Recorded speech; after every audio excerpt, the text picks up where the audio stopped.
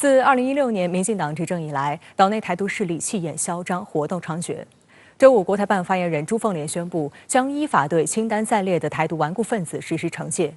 有分析指出，大陆依法惩戒数典忘祖、背叛祖国、分裂国家的人，大快人心，也正当其时。不仅具有很强的针对性和震慑力，也保障了广大台胞合法权益不受影响。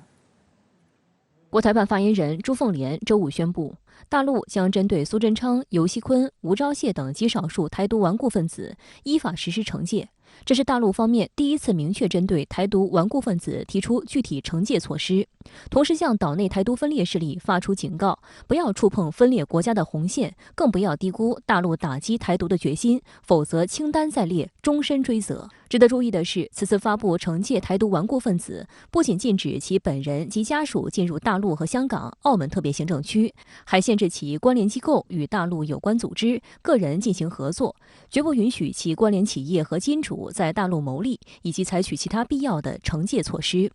此举限制了与台独顽固分子关联的机构与大陆有关组织及个人合作，打击其背后金主，彻底杜绝这种吃饭砸锅行为。实际上，不少台独分子长期获得金主支持，当中不少是在大陆营商或与大陆有商务往来的企业，在大陆的惠台政策支持下赚大钱，却秘密支持台独势力破坏两岸关系，居心叵测。对此，分析指出，大陆适时采取具体必要的措施，既要求在大陆赚钱的企业与台独势力划清界限，也是一记当头棒喝，要让那些暗地里支持台独活动的双面人和双面企业接受必要的惩戒，付出惨痛代价，对台独顽固分子一锅端，打击力度之猛，范围之广，纵深之大，极其罕见。我觉得在当下的两岸关系当中，特别是台海形势的大背景下呢，出台相应的惩戒台独分子清单来的是恰逢其时，和其他的手段相辅相成。我们都知道，两岸最终的走向就是走向统一，这已经是一个不可阻挡的历史大势。那么在这样一个历史大势面前，谁阻碍国家的统一，谁推行台独，一定会受到相应的严惩。大陆宣布惩戒极少数台独顽固分子，引发岛内舆论极大关注。不少民众认为，民进党当局在反中抗中的道路上越走越远，尤其是加紧勾连外部势力，大陆的强势反击不难理解。也有岛内舆论认为，大陆警告台独的相关举措目前还处在震慑台独的吹风期，效果如何有待观察。但如果民进党当局继续在独的路上越走越远，毫不收敛，大陆在打击力度上加码，进一步采取实质行动，也是可以预期的。澳门日报周日援引台湾国际战略学会及台湾国际研究学会日前发布的台海安全民调结果显示，90%受访民众希望两岸和平相处，80%认为两岸要交流起来。可见，两岸和平稳定发展才是岛内主流民意，创造两岸对立、破坏两岸关系不得人心。有分析指出，中国人不打中国人，但对数典忘祖的台独分子除外。大陆愿意为和平统一创造广阔空间，但也绝不为任何形式的台独分裂活动留下任何余地。惩戒措施在给台独顽固分子以重创的同时，也是让更多为台独顽固分子裹挟的民众看清他们的真面目。台独是一条走不通的死路和不归路，只会给台湾同胞带来灾难。另外，惩戒名单也只是一个开始，依法落实也只是一个过程，而终点则远没有到来。名单也还会持续增加中，惩戒措施也还会不断完善中，目的就是要维护台海和平稳定，维护两岸同胞的切身利益。广大台湾同胞的合法权益将会得到保障，广大台湾同胞应和台独分子划清界限，坚决反对和遏制台独，支持两岸关系和平发展，共同促进祖国和平统一。我们多次强调，大陆呢，不管是采取这种军事的压制的手段，还是采取这种惩戒名单的方式，那么都是对极少数的顽固台独分子起到的震慑作用，而不是针对台湾的普通民众。这样的一种举动，其实对于台湾的普通民众呢，不仅不是坏事，反而是一个利好。如果我们消除了这样一个两岸可能一触即发的隐患，也就是把台独势力的气焰打下去的话，那么自然两岸就会相对迎来和平，那么两岸的交流交往也会更加的顺畅。自2016年民进党当局上台以来，拒不承认九二共识，单方面破坏两岸沟通协商政治基础，纵容岛内台独分裂势力进行形形色色的分裂活动。而苏贞昌、游锡堃、吴钊燮等极少数台独顽固分子极力煽动两岸对立，恶意攻击污蔑大陆，谋独言行恶劣，勾连外部势力分裂国家，严重危害台海和平稳定。三人榜上有名，实属明智实规。然而被点名的三人不以为耻，却以为荣。周五，台湾方面陆委会甚至还扬言将采取所谓的必要反制作为。与此同时，也有绿营媒体把三人反操作成所谓爱台勋章，包括呢台湾方面陆委会呢也在为他们打气撑腰。这其实是一种我觉得设立内任的一个表现，恰恰凸显了他们内心的一种虚弱与无力。所以我们看到他们虽然现在呢还采取一个顽固抗拒的态势，但是从未来的发展来讲，台独的这样一个操作的空间会被我们的政策越压越小，那么这些台独分子所处的当下的一个环境也会越来呢越这个狭窄。有分析指出，大陆方面此前已无数次释出善意，但一些人却摆出一副软硬不吃的架势，不但在台独路上越走越远，近期还不断挑衅大陆，引入外部势力，试探和踩踏红线，把台海推向兵凶战危的境地。在台海情势紧绷下，大陆宣布台独制裁清单，其实是严重警讯。保留采取其他必要的惩戒措施，其实是给一些人最后的机会，听其言，观其行。如果不思悔改，继续滑向台独的深渊，大陆方面必将采取更严厉的制裁措施，那时候就悔之晚矣。另外，这份清单层级仍留有余地，实际上也是希望两岸关系恢复和平稳定，但只怕信仰美军保台的嘴炮台独，为了争取或炫耀所谓的台独勋章而挟持所有岛内民众，甚至把台湾推向战火。在这样的一个清单当中呢，虽然只点了他们3个人的名字，后面还写了个等。那么这个等其实呢是留给我们更多的一个想象空间的。那么留有项的空间呢，一个是希望呢台独分子呢能够迷途知返，能够洗心革面，回到一个两岸正确发展的道路上来。再有一个，既然加了等字，那么就不排除未来如果你一味的推行台独，那么大陆依然会把你纳入名单当中，对你进行一个严惩。那从另一个角度来讲，台湾未来何去何从？两岸最终必然要统一，这个统一到底是采取和平的方式还是非和平的方式，很多时候要取决于台湾地区领导人的决策。与此同时，民进党方面继续大肆炒作解放军战机巡航台海周边。岛内亲绿媒体报道称，台空军周六晚证实，解放军10架次歼16战机、6架次歼10战机当天进入台所谓西南空域，并统计称，今年以来，截至周六，解放军军机累计进入台海巡航191天，超过700架次。有专家指出，常态化一方面是解放军军机在台岛常态巡航，另一方面是在台海周边各种体系化演练常态化，这针对的就是美台勾连的军事行动，实际上是向美国等外部分裂势力宣告，解放军有决心、有能力捍卫祖国领土的完整和尊严，不管是谁，只要敢来台海挑衅滋事，必将遭到解放军的迅猛反击。台湾旺报日前发表社评指出，远离战争才是台明智之举。民进党当局没能力处理好两岸关系，没打台湾牌，存负面效应。远离战争才是台明智之选。为什么民进党执政两岸关系一定要弄到这样子剑拔弩张，好像随时随地会爆发战争的这样情况？我是希望不要有因为选举的考量，刻意的去升高两岸紧张的态度，这个其实对台湾人民来讲，我认为是不公平的。好，新闻话题马上连线特约评论员吴卫，吴先生你好。国台办近日宣布，依法对苏贞昌、游锡堃、吴钊燮等极少数台独顽固分子实施惩戒，震撼岛内。那您对此有何观察？国台办这则惩戒公告发出来已有3天，台湾岛内一定也会有内行人士能品出国台办这次出手不一般。宣布的时机与杀伤逻辑确实是一个很好的观察点。先说时机，国台办此番出手的时机带有明显的反制意味。近段时间以来，岛内台独势力频频与外部势力勾连，集中体现在对美国、对日、对欧盟3个大方向上，挟洋自重之意浓厚。因此大陆方面必须要有所反应，予以惩戒，必须要让台独分子意识到搞台独是要承担严重后果的。另一方面，从台湾岛内的政治形势上看此刻的头条新闻是下个月举行的所谓1218公投。4项公投案中的3项由国民党人领衔发起，其中就包括反莱猪与公投捆绑大选一案。某种意义上看，这场公投是2022年台湾9合1选举的一次预演，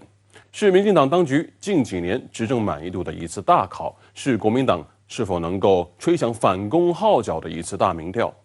此刻，民进党3位所谓大佬上了大陆的黑名单，释放的信号足够明确，那就是台独没戏，也是在台湾舆论场再次植入反台独议程。接下来就要说到这个惩戒措施的杀伤逻辑了。国台办公告，大陆方面将依法对台独顽固分子追究刑事责任，终身有效。依法、刑事责任、终身有效3个关键词是最具震慑力的。依法说明大陆有现成的法律工具可供援引不是空口无凭。刑事责任意味着最大量刑的封顶完全可以是死刑。终身有效意味着，无论这些台独分子将来身处何方，我们都会动用国家机器与相关工具追究到底。值得注意的是，公告里还有这样一句话，那就是禁止其本人及家属进入大陆和香港、澳门特别行政区，限制其关联机构与大陆有关组织、个人进行合作，绝不允许其关联企业和金主在大陆牟利，以及采取其他必要的惩戒措施。这句话我们可以从2方面进行解读。一方面，这些民进党的头面人物是否有家属在大陆及港澳地区有经营活动呢？请注意，国台办明确提及的是家属，而非亲属，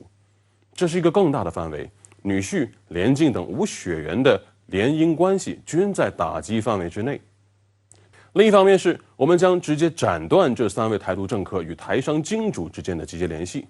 那些在大陆有经营活动的台商，再也不能拿着在大陆赚到的钱回到台湾岛内去供养台独政客的政治活动。这其中就包括竞选活动以及在民进党内这个运作买官鬻爵等等。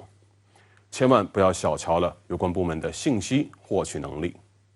当然，这些都是亮出来的手段。国台办公告里还有一句话，那就是以及采取其他必要的惩戒措施。这就是隐而待发、悬而未落的霹雳手段了。大家完全可以开动想象，自行脑补。要知道，这些年海峡两岸的民间交往是深层次的。好，请吴畏先生保持在线，稍后我们将会继续连线您，谢谢。歼16D 电子战飞机首次亮相是今年中国航展的最大亮点之一。而就在11月11号，中国人民解放军空军成立72周年前夕，央视军事微信公众号周六报道称，歼16D 电子战飞机投入实战化训练，可与歼20无缝伴随作战。军事专家还在央视节目中表示，这2型战机联合会产生1+1大于2的效益。我身后的这一款歼16D是这款飞机首次亮相中国航展。那么歼16D与常规款歼16不同之处在于，它是一款新型的电子战飞机。那它最大的特点是在它的飞机机腹处都有这一种电子战吊舱。歼16电子战飞机是国产歼16战机系列中最新研制并装备部队的型号。该飞机在之前中国航展静态展示时的说明中表示，歼16D飞机的用途是提高解放军空军电子进攻能力，支撑空军体系作战能力提升。它是以歼16飞机为平台自主研制的新型电子战飞机，具备侦、攻、防一体综合作战能力，可有效对抗预警探测、指挥通信、拦截打击等要素构成的先进防空体系。中国人民解放军空军新闻发言人申进科大校在航展前接受央视采访时指出，歼16D投入实战化训练，进一步提高空军电子进攻能力，支撑空军作战范围拓展和空军战略转型建设。这是军方首次披露该机型的装备和训练情况。军事专家王明亮在接受央视采访时表示，歼16D的最大特点是与空战编队或者空中突击编队编组，从而进行伴随电子掩护。它的任务是压制敌人的防空系统，主要是针对敌人的雷达，通过电子干扰的方式，通过硬摧毁的方式，把敌人的防空雷达瘫痪掉，然后打开一个突防走廊，为其他飞机实施攻击创造条件。所以我们现在的训练呢，它就是按照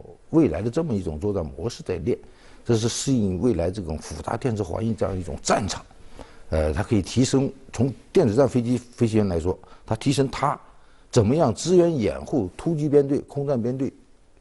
这个作战的。所以这是一个必须有个很好的协同。那么这个协同是需要在训练中去不断的去磨合的。那我们现在干的就是这件事儿。那么这个东西我们不断的练下去，我们就会具备这样一种小体系、软硬一体实施的这样空战能力或者空中突击能力。歼16D 问世以后，很多人都会把它跟解放军空军最先进的4代机歼20联系在一起。如果这2款战机强强联手，会形成怎样的战斗力呢？我们看国际的一些航空的先进发展趋势，确实是一种很好的一种搭配，很好的搭配。其实这2个飞机的共同点就是，都是针对敌人的雷达探测。歼16是负责压制，不让它探。歼20呢，我躲开它的探，那你看不着。你想想，这2个东西加在一起，它一定是1+1大于2，甚至大于3的这么一种效应。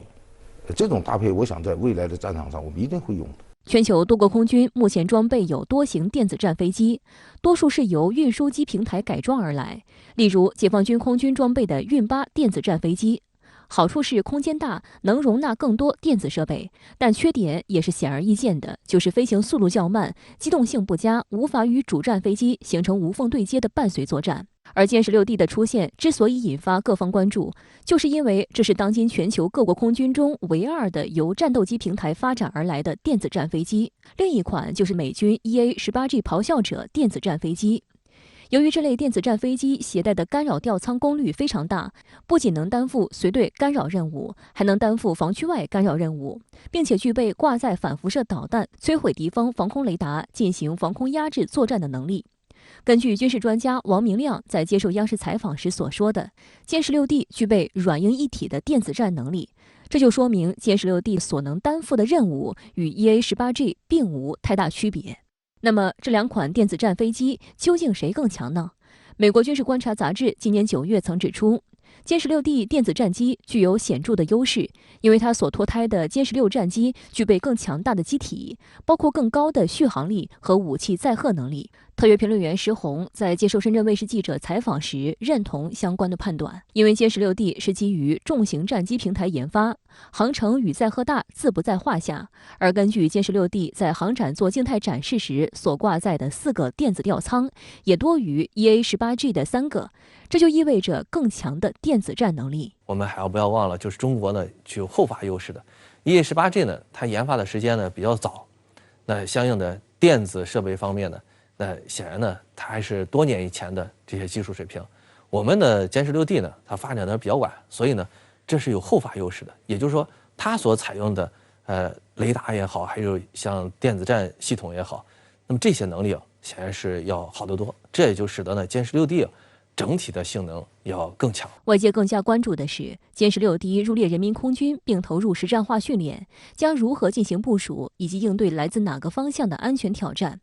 环球时报旗下账号枢密院10号的文章就分析称，始终有着保卫国家安全与领土完整强大能力与坚定决心的解放军，一向有着将好钢用在刀刃上的传统。因此，最新最强型号必将会向一线部队倾斜，而负责台海方向的沿海部队优先部署先进型号是完全有可能的，这也和国际惯例相吻合。早在11长假期间，解放军军机创纪录巡航台海之时，岛内专家就在高度关注当时巡航台所谓西南空域的歼16机队中是否已经有歼16D电子战机。还有岛内学者表示，鉴于歼16D有能力压制陆基和海基防空系统以及干扰雷达系统，应该对其是否被纳入绕台任务的可能性进行监测。而印度欧亚时报网站日前的一篇文章还认为，中国肯定会在台海之外的其他战区部署歼16D，包括靠近中印边境的新疆、西藏地区等。而印度空军虽然拥有湾流3型等大型电子战飞机，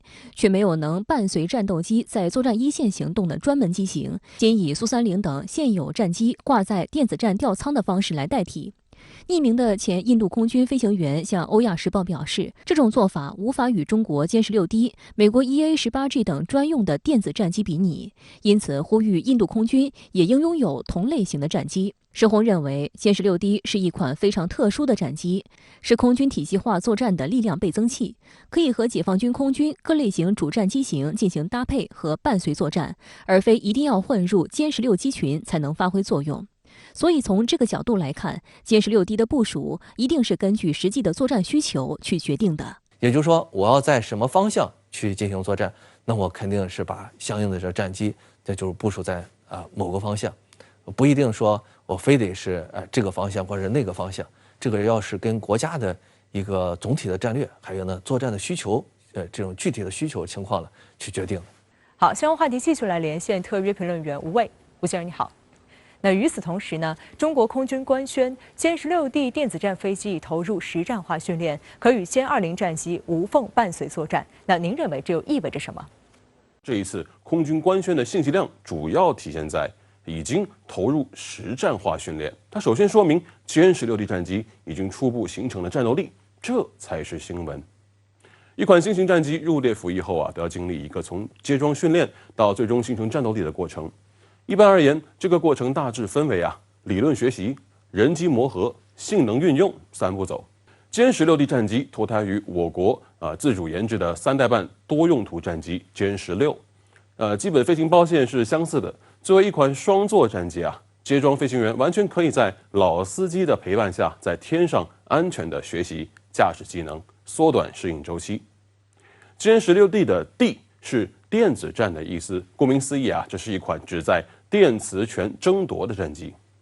都说空中加油机是空军的力量倍增器，因为它能够让战斗机的航程翻倍。那么电子战飞机同样也是空军的力量倍增器，并且这个倍增的数量是以10倍起跳的。因为你一旦在战场上空掌握了制电磁权，空战的结果就非常可能出现20比0、50比0，甚至更悬殊的一边倒。因此电子战飞机成了立志于发展战略空军的中国所必须攻克的技术制高点。在官方通稿里有这样一句话：歼16D 可与歼20战机无缝伴随作战。伴随作战是一个专业词汇，它直接体现了歼16D 的战场角色。歼16D 的入列意味着我们有了一款可以伴随空中突击力量深入敌后实施攻势掩护的专职电子战飞机。这得益于歼16双发重型歼击机的构型，得益于它强大的武器挂载能力，进可攻，退可守，遇到小小反抗还能发射导弹一巴掌拍回去。歼20作为隐身战机，技术逻辑是让敌人的雷达无法轻易的发现。那么歼16D 则可以压缩敌人雷达的探测距离，可以发射反辐射导弹，迅速压制那些突然开机的雷达，给歼20战机创造了一个可以进一步放肆的战场条件。值得注意的是此次官宣提及的投入实战化训练还有另一层含义，那就是歼16D 战机很可能已经执行过数次远海训练以及绕台岛飞行。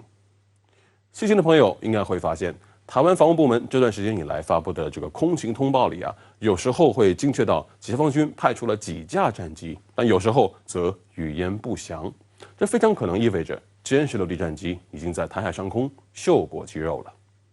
好，谢谢吴卫先生在线和我们分享您的观点，谢谢。经数月拉锯，美国联邦国会众议院通过价值1.2万亿美元的基建法案。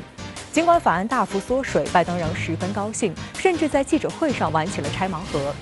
心情大好的拜登在记者会上依然不忘扯上中国，称这项法案将帮助美国在21世纪打赢对中国和其他主要国家的经济竞争。民意支持率低迷的拜登为何格外看重提升基建投资？为什么说拜登政府要摆脱目前经济困境，最好的策略是与中国合作？赵明浩、陈斌点拨关键。经数月的漫长拉锯，美国众议院周五终于通过了价值1.2万亿美元的基建法案，实现了美国总统拜登上任以来承诺实现的一项重大立法目标。拜登周六开记者会称，该法案对美国具有里程碑意义，还说这项法案将帮助美国应对中国的经济竞争。那么，该法案对于近期民调低迷的拜登来说意味着什么？为何说拜登政府要解决目前的经济困境，最好的策略是与中国合作？来看报道。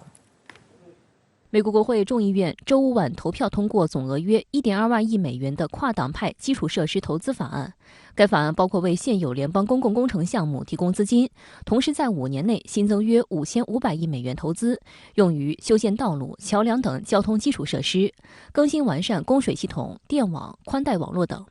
该法案早先已获得参议院批准，至此已在美国会两院获得通过，随后将送交总统拜登签署生效。法案还没送到办公室，拜登就于周六在白宫发表演讲，大赞法案的重要意义。看得出，这让拜登很兴奋。Yesterday, I don't think it's an exaggeration to suggest that we took a monumental step forward as a nation.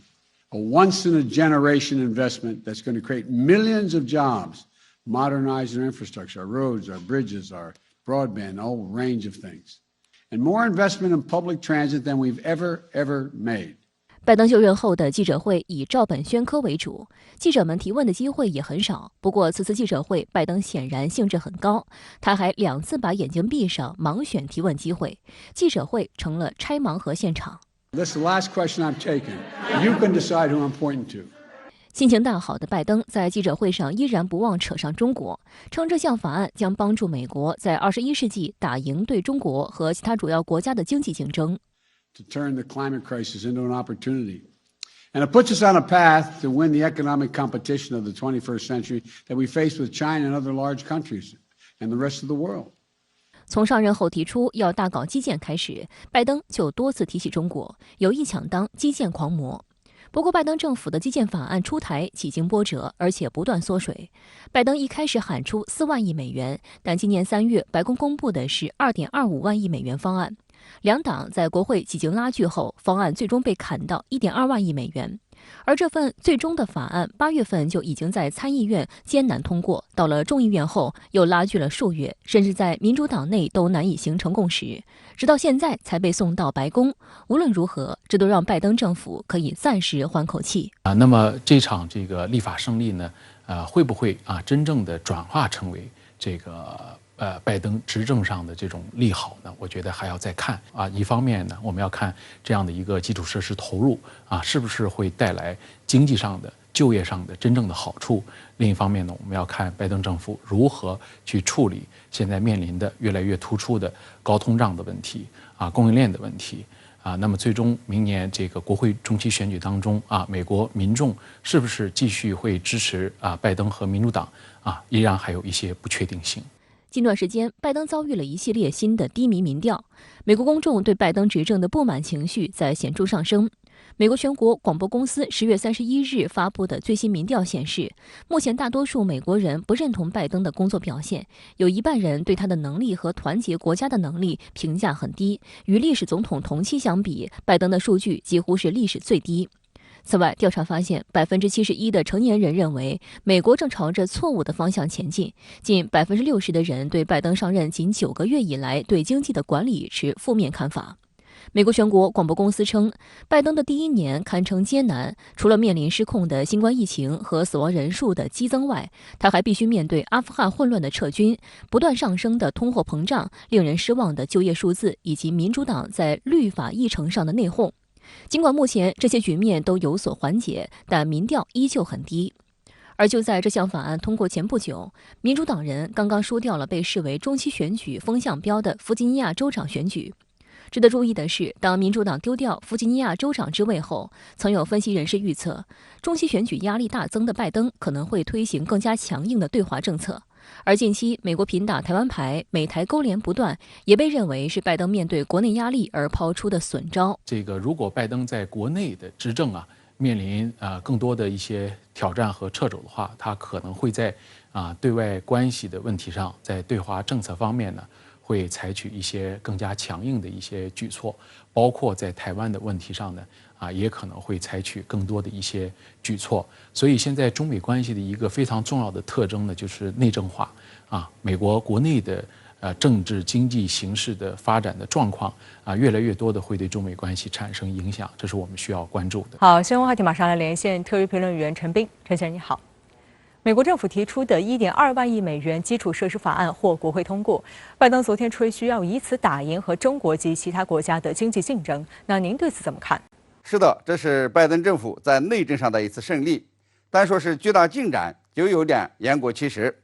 拜登提出的基础设施建设法案最早预算4万亿美元，是一个非常庞大的计划，但是呢，花钱太多，钱从哪里来？众说纷纭。经过几个月的争执，最后呢，缩减到1.2万亿美元，将用于改善高速公路这个网络宽带和其他的基础设施。虽然呢规模大大缩水，但毕竟得到了两党的支持，对拜登政府来说呢是一个胜利。基础设施建设呢将较大的增加不要求大学文凭的就业岗位，比如说呢泥瓦匠、电工、布线工等等，可能呢会引发中下收入阶层的这个比较广泛的一个支持。拜登的另外一个计划是全面扩大社会安全网和应对气候变化的计划，预算呢高达1.75万亿美元，将是自上世纪60年代以来美国安全网的最大扩充。但是呢，这一计划没有得到民主党一致的支持。前几天呢说要表决，后来呢又被延后了。党内呢之所以有争议，一是开支过大，钱从哪里来仍然是问题。那么有重量级的民主党议员就担心法案呢会加重公共债务和刺激通货膨胀。二是其中的一些项目呢有争议，像儿童保育和学前教育项目被形容为这个联邦政府抚养儿童的白花钱行为。三呢是经过核算，社会支出法案呢未来10年带来的新增税收只有1.48万亿美元，低于其1.75万亿美元的成本，不划算。那么现在呢，这一法案仍在讨论之中，国会预算办公室呢在进行进一步的评估，然后呢在众议院投票。如果通过，还需要征得这个参议院的同意。可以这么说呢，拜登政府的1.2万亿这个基建项目得到了国会通过，那么在内政上呢只赢了一半，还要看呢扩大社会安全和应对气候变化的法案能不能通过。这呢是拜登政府在内政上的另一半。弗吉尼亚州长选举给民主党带来了不祥的信号。那么这1.75万亿美元的社会和气候法案能不能在国会通过，或者会不会缩水后通过，都是值得观察。那么只有这2个法案都得以通过，拜登政府呢才可以放下心来。现在呢还不行。弗吉尼亚州长选举被看作是明年美国中期选举的风向标。那您认为明年中期选举民主党会输吗？为了赢得选战，拜登政府对华政策会不会变本加厉呢？我们先说第一个问题。一般来说呢，在非选举年举行的弗吉尼亚州长选举呢，往往被看成是明年中期选举的这个风向标。美国媒体也认为，这次弗吉尼亚选举结果显示，民主党将在2022年中期选举中受挫。在2020年总统大选之中，拜登呢是以10个百分点的优势轻松赢得了这个州，而这一次呢，这个州长选举则失败了。这就说明呢，拜登正被他的支持者抛弃，直接否决了拜登的政策。那么明年的中期选举可能呢会有更多的州抛弃民主党和拜登，但是呢这仍然是逻辑推测。那么选举结果呢是很难预测的。如果拜登的基建法案实施以后能够快速的见效，扩大就业；如果拜登的社会和气候法案也能通过，能够刺激经济快速的增长，而且呢能够抑制通货膨胀，那么民主党呢在中期选举中呢仍然有可能获胜。现在无论是民主党还是共和党，都把焦点呢转向了通货膨胀上，看美国的通货这个膨胀呢是暂时的还是长期的。如果明年7月美国的物价仍在上涨，通胀率不能从现在的4%降到3%以下，那么民主党呢就很悬了。如果民主党在中期选举中失利，拜登政府呢也就成了跛脚鸭，以后2年日子就很难过。那么第二个问题呢，拜登政府会不会通过强化对华政策的对抗性来掩饰国内矛盾，把内政上的无力转换成外交上的强力呢？很有可能。拜登政府现在在台湾问题上是越走越远，也是拉拢2党支持白宫议题的策略之一，试图呢用外交上的强硬来弥补内政上的乏力。但是中期选举毕竟呢是以内政为主要看点，对外强硬并不能解决国内物价上涨和就业等问题。因此呢，美国经济能否增长，通胀能否得到控制，国内就业能否增加，才是中期选举的关键指标。那么从这点来看如果拜登政府的对华政策变本加厉，也不会呢为中期选举加分的。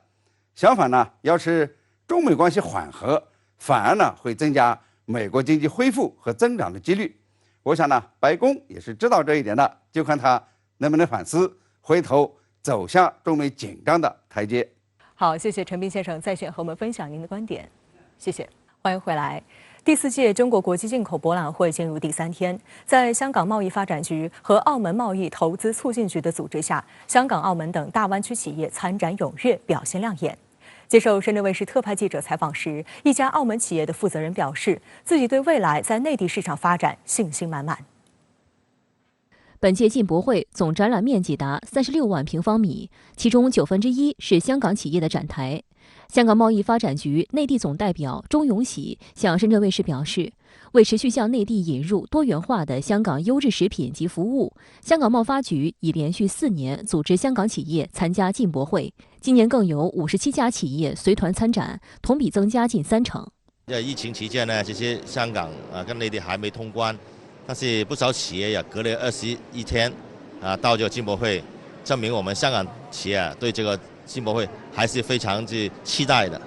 我相信呢，进博会会给我们一个开拓内地市场非常好的平台。值得注意的是，与往年相比，今年香港企业参展的品类更为丰富。除了传统本土美食、优质服务贸易之外，还特别根据内地市场需求带来一些特色产品。香港华龙有限公司就是一家为老年人吞咽障碍人群研发食物的企业。内地养老产业刚刚起步，让他们看到了市场蕴含的巨大潜力。有一些老人他们有吞咽障碍，他们的最后的20年、30年是不能吃普通食物。我们的有一些技术会让他们可能我们的软化技术会把食物软化到原来印度的2层，所以他们现在也可以吃到有一些美食。主要现在有的就在日本跟德国他们是有的，但现在在国内是还没有普及。我们希望全国可能不同地方的人有机会跟我们合作，其实他们对我们的产品都很有兴趣。钟永喜介绍，香港企业踊跃参与进博会，意味着他们意识到了双循环新格局带来的机遇，积极拓展发展空间。因为其实很多海外产品现在在香港还没到内地市场的我们也再研究一下有没有可能我们很多产品在香港用好的场景，在我们的购物中心在我们主要的街道可以有些去做直播在香港直播，深圳发货，共同的做好这引进来和走出去的双向通道作用。在这方面呢，我觉得是这个为我们国家发展的同时呢，我们香港两地的自身也会很好的发展。近50家澳门企业在本届进博会同样表现亮眼，丰富多元的商品吸引了不少采购商驻足。第2次参展的麦口咖啡烘焙食品厂技术总监梁森告诉深圳卫视记者，比起去年，今年的反响更好。他希望能用好进博会这一平台，让澳门本土烘焙的优质咖啡豆为更多内地消费者品尝，并与更多内地商家开展多渠道的合作，打开销路。真是信心满满，因为我们有好的质量，而且整个市场的反应也很好，而且购买力也很强，那我们销售还是很满意的。而且呢，我们通过这个平台可以打进国内市场和整个大湾区的。除了香港、澳门等大湾区的企业积极参与今年的进博会之外，世界各国的参展商其实也在采访中向我表示，粤港澳大湾区是中国开放程度最高、经济活力最强的区域之一，成为他们格外看重的市场。一些外企甚至透露，未来他们除了针对中国市场制定战略之外，还会专门研究粤港澳大湾区市场，而吸引他们在此加码布局的，正是大湾区高效的资源配置能力、优异的科技创新环境和强劲的人才吸引力。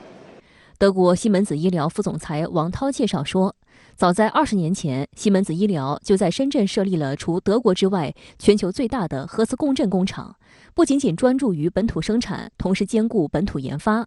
王涛表示，深圳作为粤港澳大湾区核心引擎城市，对于带动周边城市产业链的发展具有重要作用。西门子医疗计划在深圳强化布局，谋求更大发展空间。深圳是一个人才聚集的城市，那么对我们来说，人才是企业发展非常重要的一部分。我相信我们会在那边还会有进一步的一些，当然会有一些进一步的投资，当然还有一些进一步的一些研发。由深圳海外联谊会、香港深圳社团总会、香港深圳青年总会共同发起“手牵手向前走”深港青少年携手成长计划下的系列活动，已在深圳全面铺开。为帮助深港青少年更好地了解两地发展历程，增进感情交流，周六下午，深港两地20多位青少年携手走上深圳帝王大厦顶层，通过游览深港之窗景点和体验传统手工艺品制作，了解深港两地100年历史，感受中华传统文化。嗨，又是你，你知道上面会看到香港吗？知道嗎？知道。我哋嚟上香港，我哋係第一次嚟帝王大廈。伴着深港两地青少年共唱国歌，活动拉开帷幕。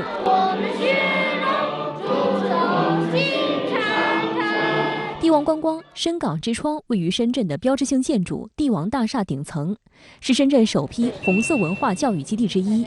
在这里可南望香港，北看深圳，通过图片、文字等方式了解深港两地100年发展历史，以及改革开放和一国两制的创世之举。也是因为有这2位伟人呢，他当时的一个谈话，才有了后来97年香港的一个回归的。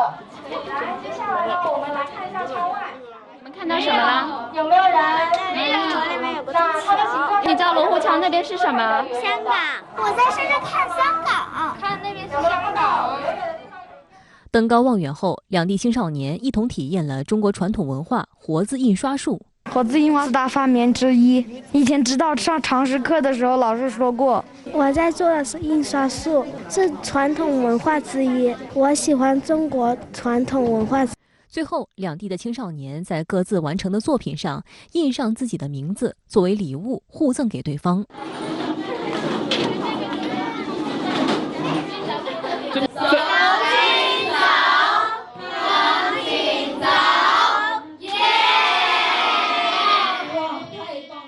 举办这样的活动呢，也是希望给这些小朋友，深港两地的小朋友搭建一个交流学习的平台，让他们从小也成为好朋友，彼此了解，加深我们深港之间的合作。选择那个帝王这里呢，因为这里我们也能看到香港发展的历史，也让小朋友感受到就深港合作、深港交流是你中有我，我中有你。参与此次活动的港籍青少年都是跨境学童。受新冠疫情影响，近2年来，在深港籍学童多在家中上网课。手牵手计划的不断推进，不仅让港籍在深学童们有了更多活动空间，也让深港两地青少年能够在丰富多样的活动中增进友谊。这个活动开展得非常好，因为它可以使小朋友能够对深圳和香港有个更深刻的一个了解，对他整个的一个知识面和的扩展有很大的帮助。因为我是那个跨境学童的家长，我们孩子在家里都学习了差不多2年了，然后也比较不好对他的成长，然后这一次有这个活动挺好的。就是说可以让他了解一下这个深圳怎样的发展，然后可以跟好多小朋友一起互动，挺不错的。我在空中观光台的看见了香港，原来香港和深圳只有1河之隔，深圳和香港都是我的家乡。